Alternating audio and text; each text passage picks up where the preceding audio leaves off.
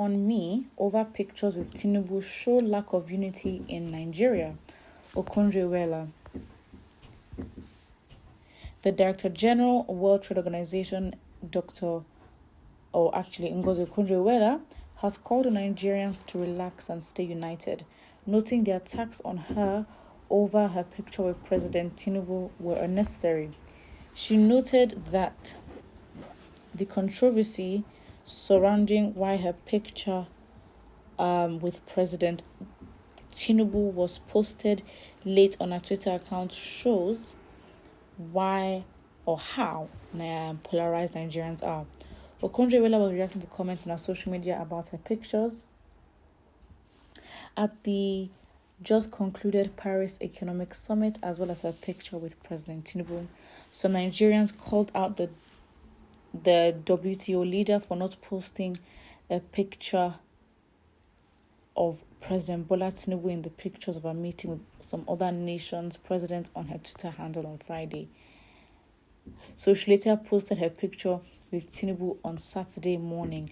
Reacting, she basically said the controversy has exposed how polarized Nigeria has become.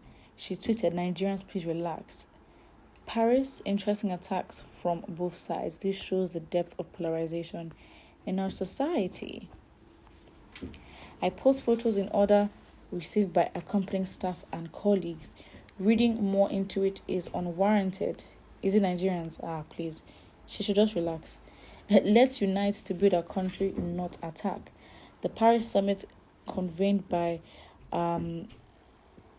President Emmanuel Macron, afforded the President Tinubu the opportunity of projecting on a global stage his advocacy for widening the fiscal space, economic justice for Africa, as the world accelerates the pace of energy transition and the urgency of addressing the pressing issues of poverty and climate change. Interesting. You also have to understand that Okonjo Iweala doesn't work for Nigeria. I think we also understand that her level has passed. So the people she's catering to, she's in the World Trade Organization, she's going to cater to countries that are members of the World Trade Organization. And trust me, there are a lot. And so reading into it, I'm like, listen, this woman, she's using her degree. Obviously, people can argue and say, well, she should be helping Nigeria, blah, blah. But in this case, the woman is doing her job. And she's not there to just serve Tinubu alone. And that's the thing. It's like, that's a mature woman doing her work. She can't now say, oh, Tinubu is Nigerian, therefore I will buddy up with him. She's doing her work. I promise she probably also talked to a lot of other, I don't know, it's the entitlement of, because she's Nigerian. Yes, we can have that loyalty, but it's unfounded, because when it comes to things that really require our loyalty or our passion, we don't do it. We don't speak on it. If something in society happens that's wrong, or, when it's time for us to speak against societal big issues, or even condemn people that promote certain lifestyles and things that we know aren't good for our society. For example, the whole Yahoo boy issue, those that are out here committing and, engaging in fraud, so it's like, or even crime. And then we have, people singing about crime, glorifying crime. We don't give them that kind of hate. But for example, this position that Okonjo Iweala has, of course, it's not an easy position. No one just gets it. And you can definitely say, it's by merit, because people like us are not just in that space for someone to link up and say, oh, by the way, there's a position for you. No, nepotism does not work like that everywhere else in the world. So again, I just say Okonjo Iweala. Of course, the attacks must have been a lot for her to have addressed it, because I don't think she would come out and just address things for fun. But I just personally say she should do her thing. And Nigerians will always talk. Again, she's not there to just serve Tinubu only. And then that's it. It's the end of discussion, because Tinubu is the only president that she would have to talk to.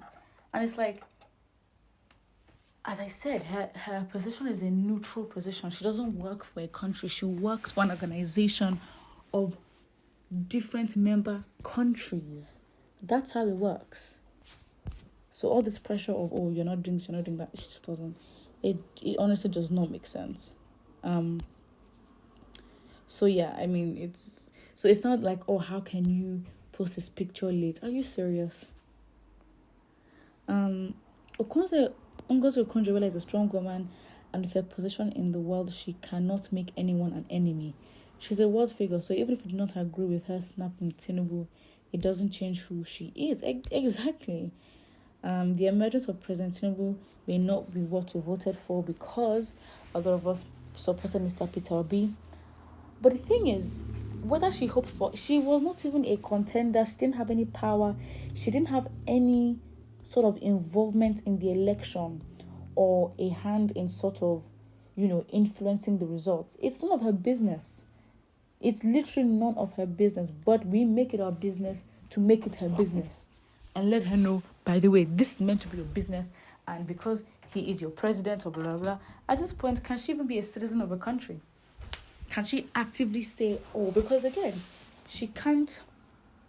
It's the World Trade Organization. Please let us all be mindful. Let's be mindful of where she is, her positioning, and yeah. Another comment here says, the way and manner of Tinubu's emergence will continue to haunt him and his supporters. An evildoer fears his shadow, while clear conscience fears no accusation. Interesting. Those who are responsible for Nigeria's polarization and disunity are known, and their inability to install their tribal man will continue to hurt them endlessly. Wow. This is definitely shade, and you can definitely sense the tribalism there, because when it comes to even picking somebody, it's like we all forget capacity and intentions and integrity, and we look at, is it fair, is it not fair? Very victim-like, you know what I mean? Very victim-like. That's not the way to think. What do you expect from the people who are blinded by ego, hatred, and resentment because they're not in a position to accept the reality, rather their own interest? They want to be right even if they are not. Wow. You know what's funny? It's like the post-election reconciliations, as I got from someone who made that statement, is very interesting, because rather than things settling down, actually things are settling down, but it's more like a winner-loser game of I told you so. So those that have gotten their principal to office, I guess those that call themselves batified, are basically, what's the word? They're basically saying, I told you so. Because honestly, that is what it is. It's a I told you so game now. It's not even, okay, you've won, blah, blah, blah. Great. And obviously, it's never going to be, okay, what's my expectation? It was never going to be peaceful after with the APC candidate being in government, especially when the other parties do not believe that they lost. I mean, what is happening in the petitions tribunal right now, in the election courts? What's happening right now? You have other parties basically trying to prove that they won the elections and they were rigged. So can you blame individuals for still sort of holding on and trying to claim their mandate?